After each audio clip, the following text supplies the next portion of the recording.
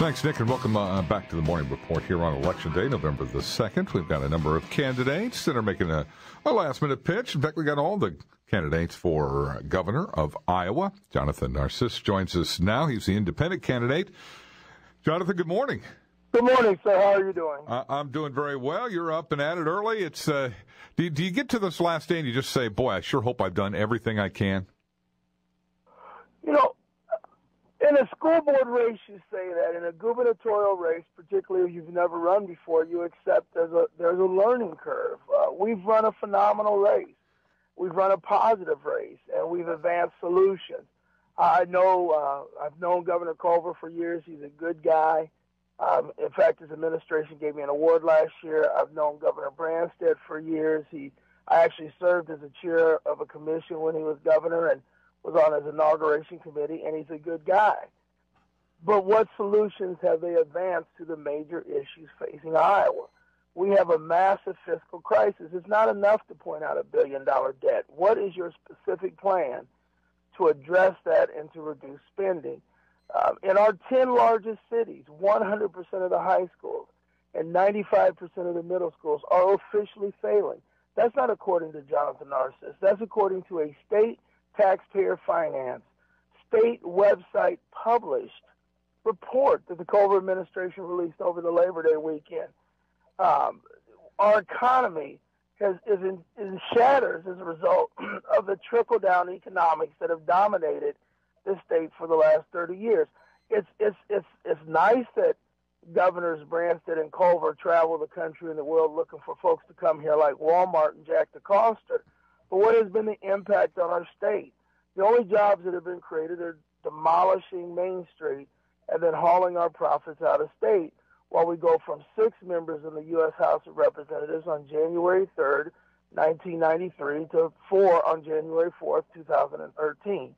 Our campaign, if you go to our website at narcisseforiowa.com, has advanced solutions to every one of these challenges: how to fix government, how to fix education, and how to fix the economy. And when we've traveled around the state, everywhere people have seen what we're talking about, we're winning converts overwhelmingly.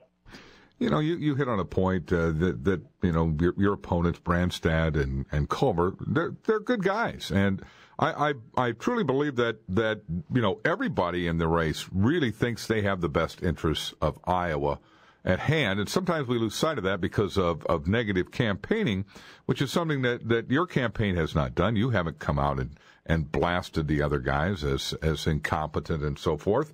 You just say, look, here's the right answers. Well, for example, 40 cents out of every dollar spent in this state is spent on welfare. Now, part of the problem that Governors Branstad and Culver have is that their differences are stylistic, not substantive. They are Danny DeVito and Arnold Schwarzenegger and twins when it comes to their policies. They look different, they're different shape, but they come from the same genetic substance. Take, for example, welfare reform. Under Branstad, we paid for everything, gave folks food stamps, and the only thing required of folks was to get up off the couch and change the TV. Under Culver, he's given them a swipe card and remote, batteries included. Under a Narcisse administration, and remember, the welfare culture consumes 40% of the governmental budget in Iowa. That's all spending. We ask who the daddy is. We say, if you're going to be on welfare, we're going to drug test you. Here's a cup. We even say you're going to work. You're going to work. You're going to volunteer at a school or work at a nonprofit or fill in a pothole. You don't get to sit on the couch like you did under Branstad and Culver. Another example, they're fighting over who gets the $116 million to build the new prison. Is it going to be Culver's folks in Illinois and the labor folks, or is it going to be the master builders who support Branstad? We actually have a different concept. Prison technology is an old technology. So what you do is you wake the fellows up at about 4:30. Those are the fellows behind the bars. You feed them, and then they start putting down a brick, putting down mortar, putting down a brick, putting down mortar. And some of them work on a prison. Some of them work at a prison farm growing food and raising meat. Some of them do things like plant trees and clean waterways and build bike and walking trails. And you know what? When they brought those inmates from Rockwell City over to Cherokee after the devastating tornadoes or to Carroll after the ice storm, the fellas love getting out from behind bars and working. and being productive. Under Branstad and Culver, they both are adherents to the 99% revenue approach and spending money on things like the film industry. Branstad says we made the Field of Dreams, and Culver said, well, you're the one who created the film office. Under Narcisse administration, we go to zero-based budgeting. We don't look at how much money we have and then spend 99%. We begin with zero-based budgeting. You fund troopers at 100% because that's what government's supposed to do. You fund courts at 100%, education, public safety at 100%, and everything else gets vetoed. We don't fund Planned Parenthood, we don't fund your church, and we definitely don't make movies no matter how entertaining they are. For example, we believe that we should fund our priorities, and as opposed to buying Pop-Tarts and soda pop and T-shirts, we pay for eggs, meat, milk, butter, and if the kids want those other things, they can cut grass or shovel snow. Well, profound substantive differences between us and the other two. And I think it's a lot of common sense there, and I think that's why your campaign rings true with a lot of folks, and you've gained supporters throughout the state.